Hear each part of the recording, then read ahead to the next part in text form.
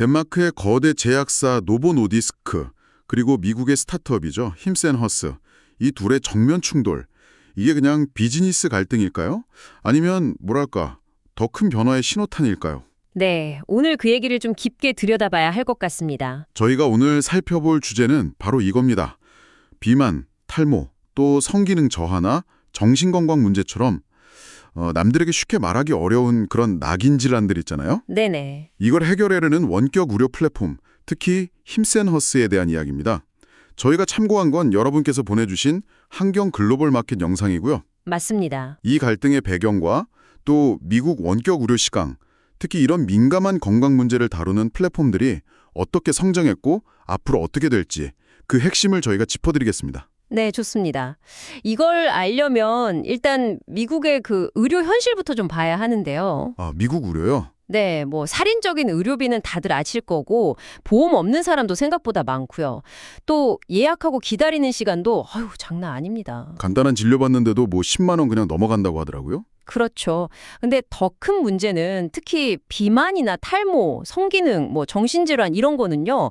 비용 문제도 있지만 뭐랄까 창피하다, 낙인 이런 것 때문에 아예 병원 갈 생각조차 못하는 경우가 많다는 거예요. 아, 하긴 미국 성인 3사가 비만이라는데도 이게 참 그렇죠. 네, 통계가 무색할 정도죠. 말씀하신 것처럼 프라이버시가 진짜 중요하군요. 예전에 그 시트콤 프렌즈 같은 데서 로스가 막 당황하고 그런 에피소드 있었잖아요. 남들 시선이 부담되는 거죠. 맞아요. 바로 그런 틈새를 힘센 허스, 그러니까 H&H가 파고든 겁니다. 아하, 앱으로 그냥 비대면 상담하고 처방받은 복제약을 저렴하게 구독해서 집으로 보내주는 모델인 거죠. 탈모약이 한 달에 $20 수준이라고요? 와, 이건 정말 파격적인데요. 네, 그렇죠. 창업자인 앤드류 두덤도 자기 가족들 탈모 고민이나 친구들 어려움 보면서 이걸 떠올렸다고 해요. 아, 개인적인 경험에서 출발했군요. 네, 처음엔 남성 탈모나 성기능 문제에 집중했는데 금방 여성 건강, 피부, 정신 건강까지 확 넓혔어요. 지금 구독자가 230만 명. 230만 명이요? 네, 그리고 1년 이상 유지하는 비율? 그러니까 고객 충성도죠. 이게 85에서 90%나 돼요. 와, 대단하네요. 그 비결이 뭘까요? 결국은 접근성 그리고 익명성. 미국의 그 비싸고 불편한 의료 시스템의 가장 아픈 지점을 딱 공략한 거죠. 그렇군요. 근데 이렇게 잘 나가던 힘쓰어너스가 왜 노보노디스크랑 부딪히게 된 건가요? 노보노디스크는 그 비만 치료제 위고비로 엄청 유명하잖아요. 네, 맞습니다.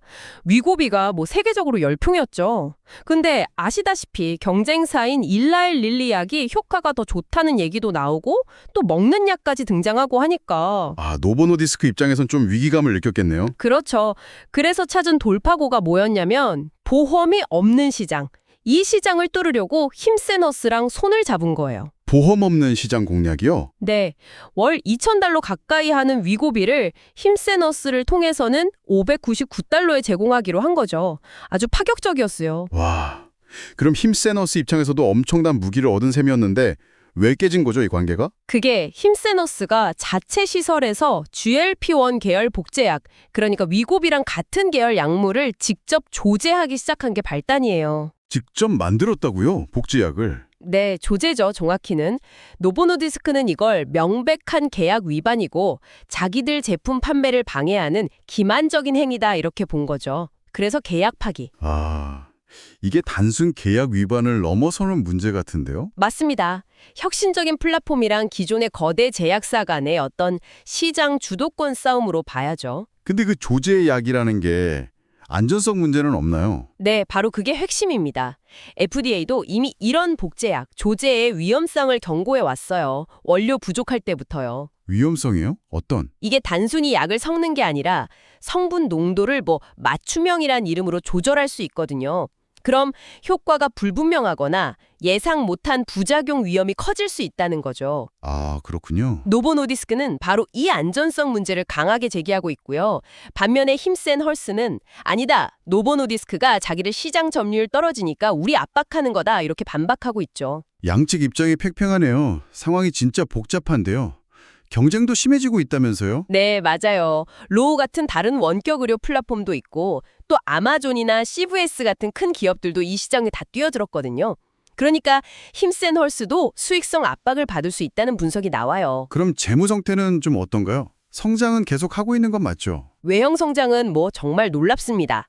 2017년에 한 8억 달러? 그 정도 매출이었는데 작년엔 15억 달러, 올해는 20억 달러 넘을 걸로 봐요. 흑사 전환도 했고요. 와, 성장은 엄청나네요. 네, 다만 최근에 이익률이 약간 주춤하긴 했는데 이건 아까 말씀드린 그 GLP-1 시장 선점하려고 투자를 많이 해서 그런 걸로 보여요. 미래를 위한 투자다. 그렇죠. 유럽 시장 확장에도 되게 적극적이에요.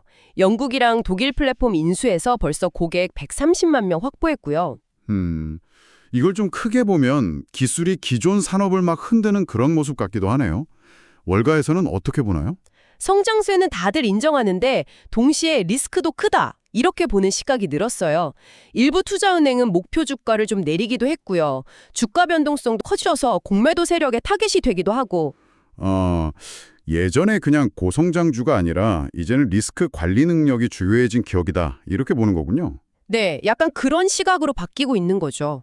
자, 그럼 정리를 좀 해보면요. 힘세아노스는 미국의 그 비싸고 불편한 의료 시스템의 빈틈, 그리고 사람들의 프라이버시 욕구를 정확히 파고들어서 성공 가도를 달렸는데 네.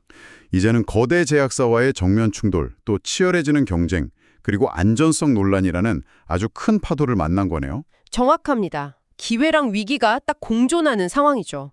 자, 그럼 여기서 청취자 여러분께 한번 질문을 던져보겠습니다. 병원 가기는 불편하고 또 내밀한 건강 고민을 남한테 털어놓기는 더 어렵고 이런 현실 속에서 힘세아노스 같은 플랫폼이 결국에는 이런 거센 반발과 규제 문제를 다 넘어설 수 있을까요? 그래서 우리가 건강을 관리하는 방식 자체를 근본적으로 바꾸게 될까요? 아니면 결국 안전성이나 지속 가능성의 한계, 이런 벽에 부딪히게 될까요? 당신의 생각은 어떠신가요?